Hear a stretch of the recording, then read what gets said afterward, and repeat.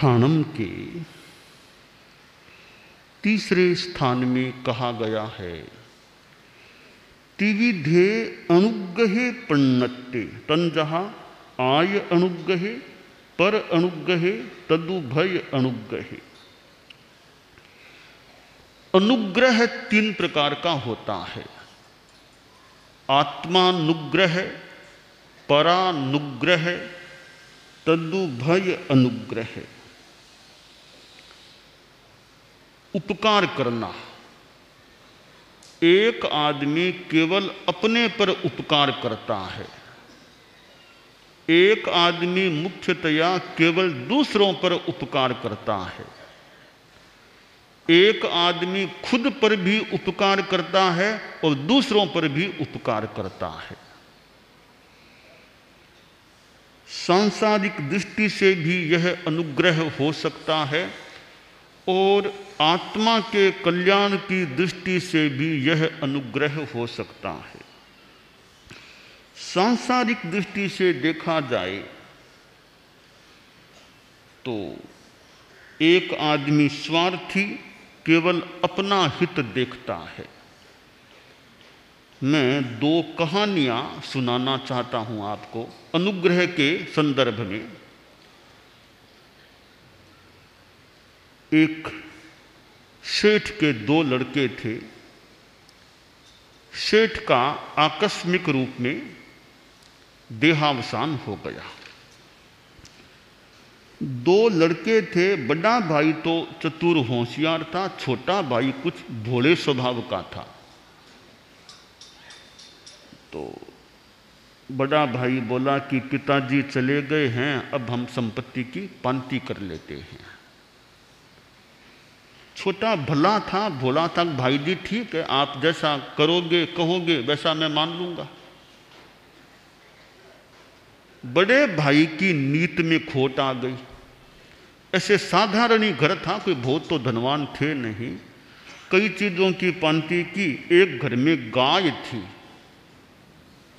तो छोटे भाई से कहा कि देखो भाई, गाय है ना, एक ही है ना, तो हम कल्पना से दो हिस्से कर लेते हैं। हाँ भाई जी, आपको वैसे मान लूंगा। तो गाय का अगला हिस्सा तो तुम्हारी पांति में, पिछला हिस्सा मेरी पांति में। तो ठीक है भाई जी। एक घर में कंबल था, थोड़ा गरीब सा घर था, एक अच्छा कंबल था। तो बड़ा भाई बोला ये कंबल है ना, अब सर्दी है, देखो दिन में तो तुम्हारे पास, रात में मेरे पास। तो ठीक है। अब गाय को चारा खिलाना तो छोटे भाई का जिम्मा हो गया, दूध दुना, दूध लेना बड़े भाई का हो गया। अब रात में ठिठुर थी, रात में बड़ा भाई कंबल ले लेता, छोटे को रात में नहीं मिलता, दिन में मिल जाता। एक कोई पड़ोस में आदमी था, उसने सोचा रे ये तो भोले आदमी को ठगा जा रहा है, अन्याय किया जा रहा है। तो वह छोटे भाई से मिला और उसको कुछ बातें सिखा दी कि ऐसे करो तब ठीक हो जाएगा। कहावत है भोले के भगवान, भोले के भगवान कहावत है। तो वो छोटे भाई को सिखा दिया। तब वो बड़ा भाई शाम को गाय दूहने के लिए आया, गाय को दूहने के लिए बैठा, शुरू किया। तब छोटा भाई आकर गाय के माथे में लाठी की जमाई तो गाय उछल गई, कूदने लगी।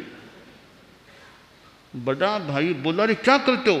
कि भाई जी अगला हिस्सा तो मेरी पांति में, मैं चाहूं वैसा करूंगा मैं। गाय को दूने भी नहीं दिया।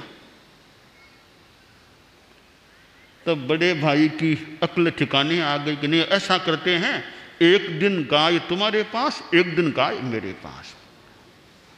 अब कंबल का समय आया तो शाम को सूर्यास्त के समय रात शुरू होती है। तो बड़े भाई को कंबल सौंपना था। छोटे भाई ने पानी में भिगो करके, लो सा भाई साहब कंबल संभालो। तो ये क्या किया? पानी में भिगो दिया कि दिन में तो मेरा अधिकार था, मैं चाहूं वैसा करूं, अब रात को आप चाहो वैसा करना। रात को ओढ़ने के काम नहीं आया कंबल। तब भाई बड़ा भाई बोला नहीं ऐसा करेंगे, एक दिन रात कंबल तेरे पास, एक दिन रात मेरे पास। कहा अब ठीक है, पांति बराबर हो गई। तो ये स्वार्थ, बड़े भाई का स्वार्थ, आत्म अनुग्रह, केवल अपना अनुग्रह किया, शुरू में छोटे भाई का इतना ध्यान नहीं दिया। यह स्वार्थीपन और आत्म अनुग्रह की बात हो गई। बाद में दोनों का बराबर हिस्सा कर लिया, वो तदुभय अनुग्रह की बात हो गई। परानुग्रह केवल दूसरे का भला सोचना, मेरा भले कुछ हित न भी हो, लाभ न भी मिले, दूसरों का भला करूंगा मैं। तो एक कहानी, दूसरी कहानी सुनाऊंगा आपको। थोड़ी सी बड़ी कहानी है पर अच्छी कहानी है। एक घर में माँ और बेटा दो ही थे। लड़के का पिता चल बसा था, लड़का छोटी उम्र का था, 10-12 बरस का। गरीब घर था, घर परिवार गरीब था, रोटी का भी सांसा। माँ बोली, बेटा ऐसे तो कैसे जिंदगी निकलेगी, इतनी गरीबी, भोजन की भी चिंता करनी पड़ती है, सुबह मिल गया तो शाम की चिंता, शाम को मिल गया तो कल की चिंता। बोला, माँ बताओ क्या करूं? तो बेटा एक काम करो, यहाँ से 20 कोस की दूरी पर एक योगीराज रहते हैं, बड़े योगीराज हैं, सिद्ध बाबा हैं, वो सर्वज्ञ जैसे ही हैं, वो भविष्य का भी ज्ञान रखते हैं। तुम उनके पास जाओ, दर्शन करो, और वे बाबा जी प्रश्न का उत्तर देते हैं। उनको पूछो कि हमारे घर की गरीबी कब मिटेगी, या आप कोई उपाय बताओ, गरीबी कैसे मिटे। तो ठीक है माँ, जाता हूँ। एक साथ तो 20 कोस चलना मुश्किल है, कई जगह पड़ाव करके चला जाऊंगा, जाना पैदल ही है, इतना पैसा नहीं कि कोई गाड़ी की व्यवस्था हो जाए। अगले दिन बेटा चला। पहले दिन एक जगह पड़ाव किया, एक जाट के घर में रुका, दिन भर वहीं रहा। और अगले दिन आगे विदा हो रहा था तो जाट ने कहा कि कहाँ जा रहे हो? कहा, वहाँ आगे योगीराज है, उनके दर्शन करने और प्रश्न पूछने जा रहा हूँ। जाट बोला, जा ही रहे हो तो एक प्रश्न मेरा भी पूछ लेना। कि बोलो। कि मेरा यह प्रश्न है कि मेरे एक लड़की है, वो बोलती नहीं है, जन्म से बोलती नहीं है, तो योगीराज से पूछ लेना कि मेरी बेटी, जाट की बेटी, बोलना कब शुरू करेगी। ठीक है, पूछ लूँगा। अगले दिन पड़ाव किया, एक किसान का घर था, वहाँ रुका। तो किसान ने भी कहा कि मैं तो योगीराज के पास जाऊँगा, तो प्रश्न का उत्तर लेने के लिए एक सवाल मेरा भी पूछ लेना। बोलो। कि मेरे खेत में थोड़ी दूरी की ऐसी जमीन है, वहाँ कोई धान पैदा नहीं होता, क्या कारण है, क्यों नहीं पैदा होता है? तो पूछ लूँगा। फिर अगले दिन गया, एक सन्यासी का छोटा सा कोई आश्रम था, वहाँ रुका। तो सन्यासी ने भी कहा, एक मेरा सवाल भी पूछ के आ जाना। बोलो।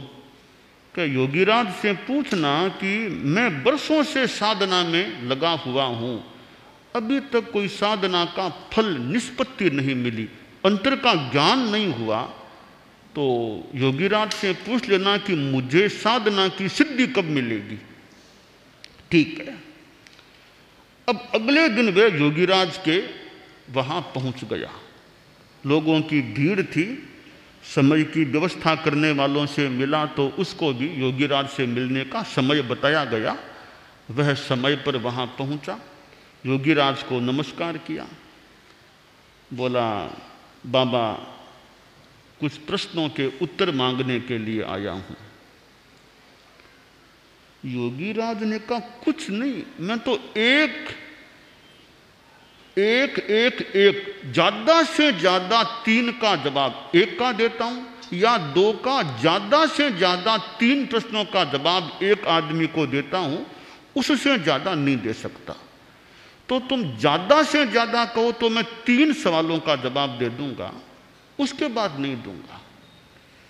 लड़का बोला, बाबा मेरे पास तो 4 सवाल हैं, एक तो हमारा खुद का, 3 और कुल 4 हो गए, तो आप 4 का उत्तर दे दो। अच्छा रे बेटा, मेरा नियम है कि ज़्यादा से ज़्यादा एक आदमी को 3 सवालों का उत्तर ही देता हूं, उसके बाद मेरा ज्ञान काम भी नहीं करता। तो ठीक है 3 पूछ लूं। अब लड़के ने सोचा 4 में 1 छोड़ दूं कौन सा। अब लड़के में परानुग्रह का भाव जागा कि मैं दूसरों का भला करूंगा, भले मेरा सवाल छोड़ दूंगा, दूसरों के सवाल पूछूंगा, यह परानुग्रह की भावना। तीनों के सवाल पूछे, बाबा ने उत्तर भी दे दिए। उत्तर लेकर वह वापस रवाना हुआ। तो लौटते समय सबसे पहले सन्यासी का वो आश्रम आया कि बेटा वो उत्तर लाओ। हाँ उत्तर लेके आया हूं। योगीराज ने कहा है कि यह सन्यासी जो है इसके पास एक कीमती हीरा है छिपाया हुआ। जब तक वह हीरे का मोह नहीं छोड़ेगा, हीरे को छोड़ नहीं देगा, साधना की सिद्धि होगी नहीं। पहले अपरिग्रही बनेगा, हीरे को छोड़ेगा तो जल्दी साधना की सिद्धि हो जाएगी। सन्यासी ने सोचा, अरे वाह कितना ज्ञान है, मेरा छिपाया हुआ हीरा और किसी को पता नहीं, योगीराज को पता हो गया, बड़ा ज्ञानी आदमी है। तो योगीराज ने ठीक कहा है कि हीरे को छोड़ देगा तो सिद्धि हो जाएगी। सोचा हीरा तो छोड़ देना चाहिए, हीरा दूं किसको, यह आई गया बेटा इसी को दे दूं हीरा। लड़के से कहा लो यह हीरा 1.25 लाख का हीरा तुम लो, मैं तो साधना अच्छी करूंगा। हीरा उसे मिल गया दान के रूप में। फिर आगे अगले दिन बढ़ा तो वह किसान का घर आ गया। किसान ने उत्सुकता से पूछा, मेरे प्रश्न का उत्तर बताओ। लड़का बोला कि योगीराज ने कहा है आपके खेत में कुछ दूरी का स्थान है, वहां भीतर में कोई चरू है, उसको निकाल दोगे तो पैदावार शुरू हो जाएगी, धान पैदा होना शुरू हो जाएगा। किसान ने खोदा तो मोटा सारा घड़ा कुंभ चरू निकला और स्वर्ण मुद्राओं से भरा हुआ था, इतनी संपत्ति। तब किसान ने सोचा, रे लड़का रहस्य का उत्तर लेकर आया, कुछ तो इसको भी देना चाहिए। तो किसान ने कहा, बेटा जितनी स्वर्ण मुद्राएं हैं आधी मुद्राएं तुम ले लो, आधी मुद्राएं मैं रखूंगा। तो काफी मुद्राएं, उस परिमाण से आधी मुद्राएं उस लड़के को सौंप दी। अब अगले दिन लड़का आगे बढ़ा, वह जाट का घर आया। जाट ने कहा, उत्तर बताओ क्या उत्तर है। तो वो लड़का बोला कि योगीराज ने कहा है वो लड़की जो ही अपने भावी पति को देखेगी बोलना शुरू कर देगी। पहले दिन जब लड़का गया तब लड़की ननिहाल गई हुई थी। वापिस लड़का गया, उस दिन सुबह वो लड़की घर में आ गई थी। तो लड़की आई, इधर ये लड़का भी पहुंचा। लड़की ने लड़के को देखा और बोलना शुरू कर दिया। कहा, अच्छा आप तो मेरे कंवर साहब बन गए।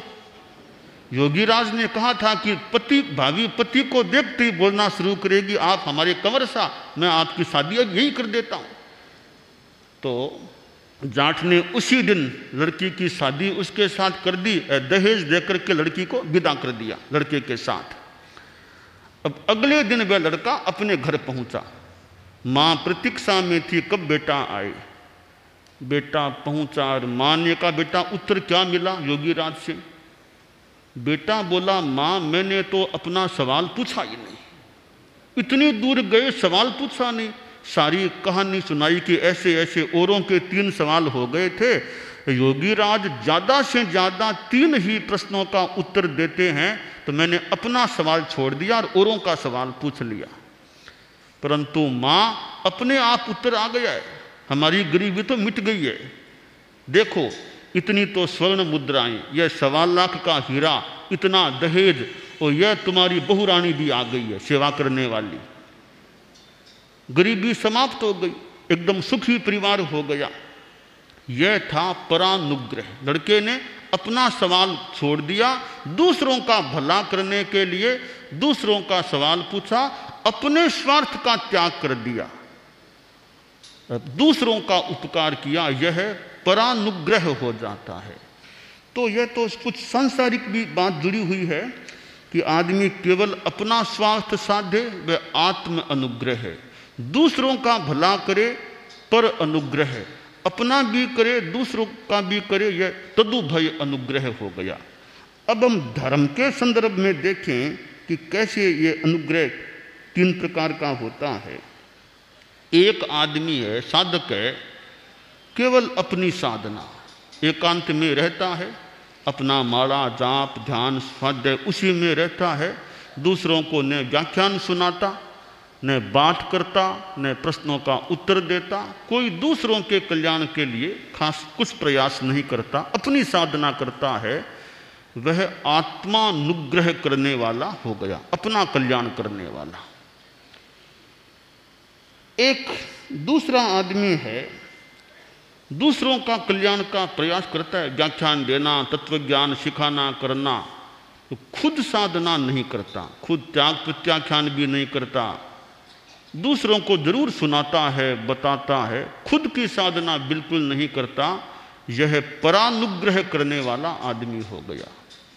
तीसरा आदमी है, खुद भी त्यागी है, खुद भी साधना करता है, दूसरों का भी कल्याण करने के लिए विहार करना, जगह जगह जाना, व्याख्यान देना, लोगों की समस्याओं को सुनना, समाधान देना, प्रवचन करना आदि आदि काम करता है, अपनी साधना भी करता है, अपना त्याग प्रत्याख्यान वो भी चलाता है, और साथ में दूसरों के कल्याण का भी काम करता है। यह धर्म की दृष्टि से तदुभय अनुग्रह की बात हो गई।